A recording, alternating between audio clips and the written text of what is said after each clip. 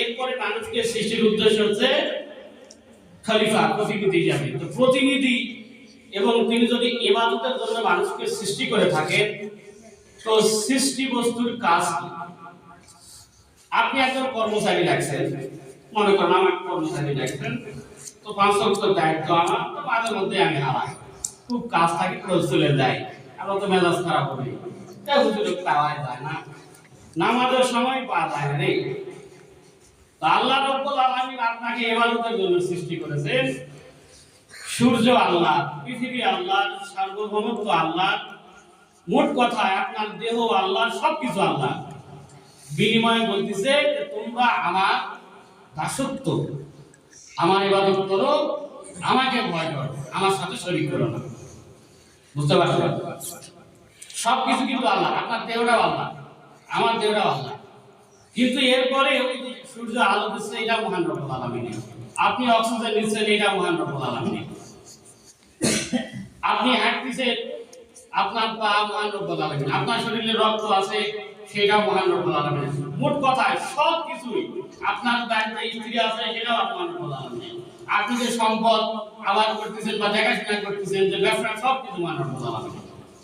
এর বিনিময়ে সব কিছু দেওয়ার পরেও শুধু বলতেছে তোমরা আমার বিধানগুলো মেনে চলো। এখন আদর কি? আমরা মহান রব্বুল আলামিনের দাসত্ব এবং তার বিধিবিধানগুলো মানতে পারছি? পারি নাই, যদিও মনে হচ্ছে যে পারতেছি।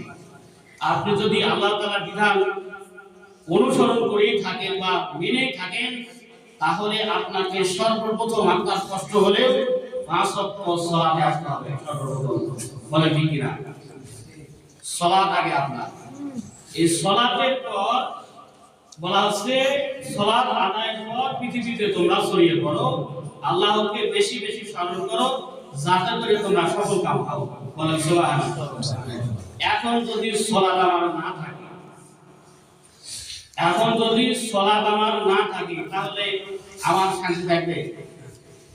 এই অন্তরটা এমন একটা অন্তর, এই মনটা এমন একটা মন, আপনার হাজার হাজার কোটি টাকা আছে, বুঝলেন?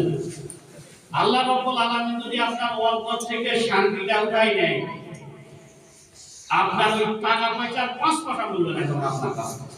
শান্তি এমন একটা জিনিস, এই অন্তরের প্রশান্তি, আর এটা পাওয়া যায় মহান রব্বুল আলামিনের ইবাদতের মাধ্যমে, তার স্মরণের মাধ্যমে। বলো সুবহানাল্লাহ। আর সেইটা প্রথমত পাওয়া যায় সালাতের মাধ্যমে।